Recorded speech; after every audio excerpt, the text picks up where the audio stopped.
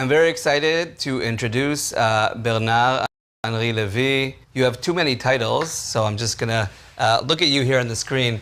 How are you doing today? I'm okay.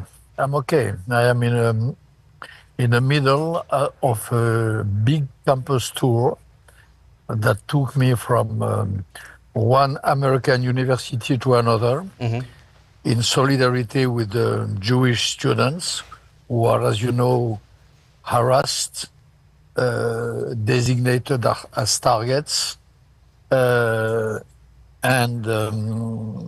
isolated in their campuses. We are facing a very strange and terrible situation since October 7th. So, In American university, to say it in one word, all minorities are protected unconditionally, except the young Jews. They are no longer or not enough.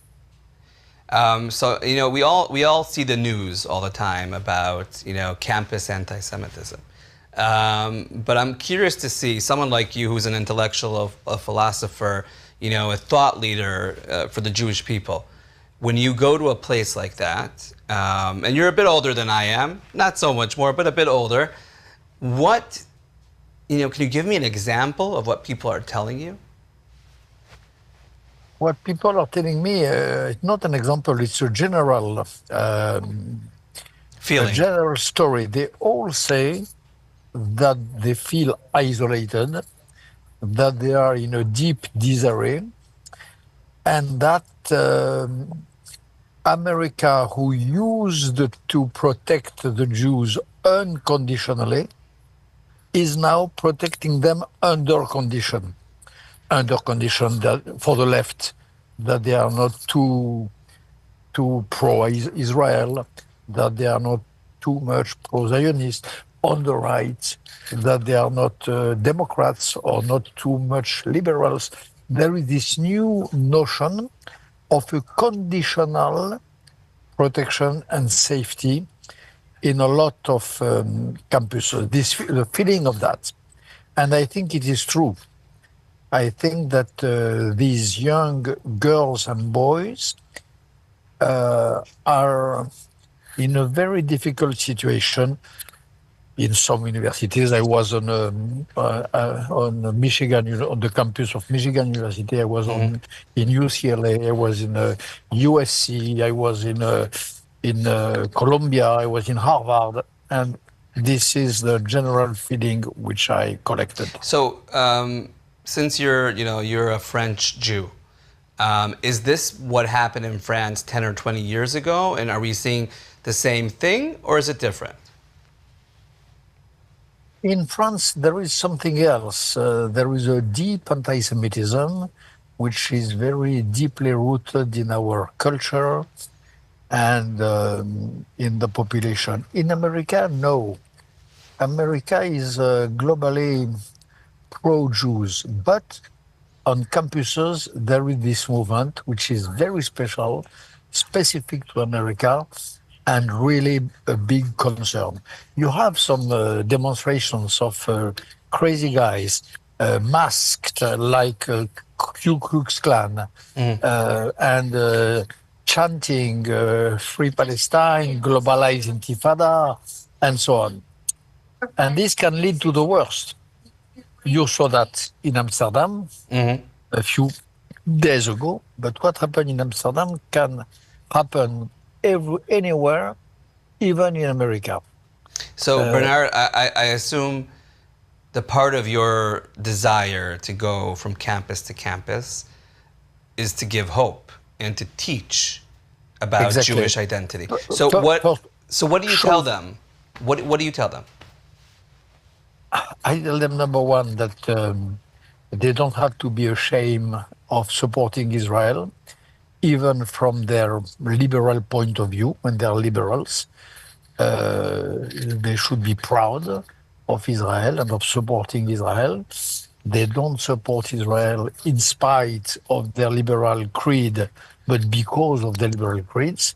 Israel is a real democracy with a real transgender or intergender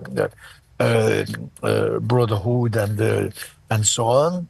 So I tell them that. I try to reinforce their conviction. And number two, on some points, I try to share my own experience. For example, Israel is accused of committing genocide. I know what a genocide is. I know it firsthand because I documented some genocides in Darfur, in Rwanda, in Bosnia. So I know what it is, and I really believe that associating the two words, Israel and genocide, is just moronic. It's just stupid, and I explain why. Why? Same for apartheid, which is another of the bullet points of the pro-Hamas people on campuses. Apartheid is so stupid. Apply to a country, Israel, who has a minority of 20% of citizens, who have full citizenship, and who are not Jews, who are Yeah. Arab, and so on, who are welcome to be so, Yeah. and so on. The anti-colonial argument, the idea that Israel is a colonial fact. Again, you have to be so ignorant to tell something like that. And this is what the message which I try to convey also to my young comrades on the campuses. I studied what is colonialism. I know what colonialism means, and it just does not match even a little with what Israel is today. I have a question for you. So you've been engaged in Jewish life and thought for many years. Um, I haven't spoken to you, I don't think, in the last year.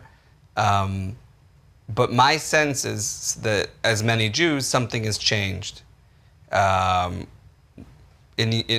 Whether your approach or your thought regarding Jewish peoplehood, regarding Israel. Am I correct? If I change myself, no, never. Never. No, but Never, no. I'm saying, have you been affected in a way in the past year Uh, that maybe yes, changed certain things you think? I have been affected. Yeah, two things happened since 1 year. Two things, a lot of things. But number one, October 7 was the proof that there is no place in the world where Jews are completely safe. This invasion of Israel by squadrons of Hamas proves that even Israel, which is a shelter for all persecuted Jews in the world, is not completely a shelter. One thing.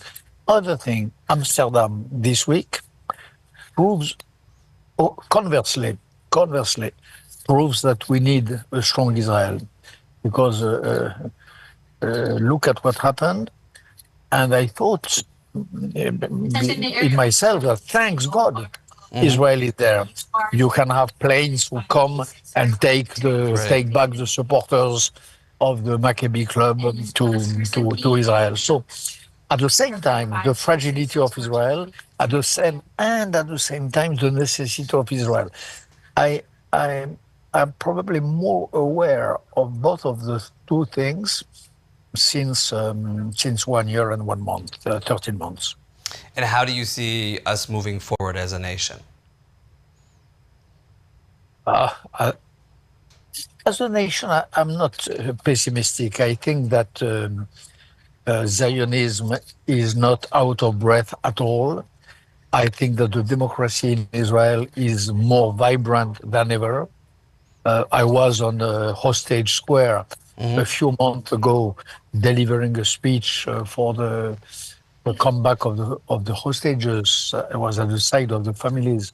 Honestly, a country at war, in such a state of war, having on Saturday night such a demonstration of opposition to the government, that's the proof of such a vibrant and living democracy. It is an example for the rest of the world. And those who are on Hostage Square, they protest, but they fight.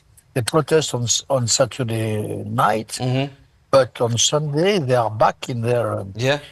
in their battalion if they are IDF, or they see their sons going back to their battalion to defend the fatherland. So this mix of patriotism and democracy is a proof that Israel is in good shape.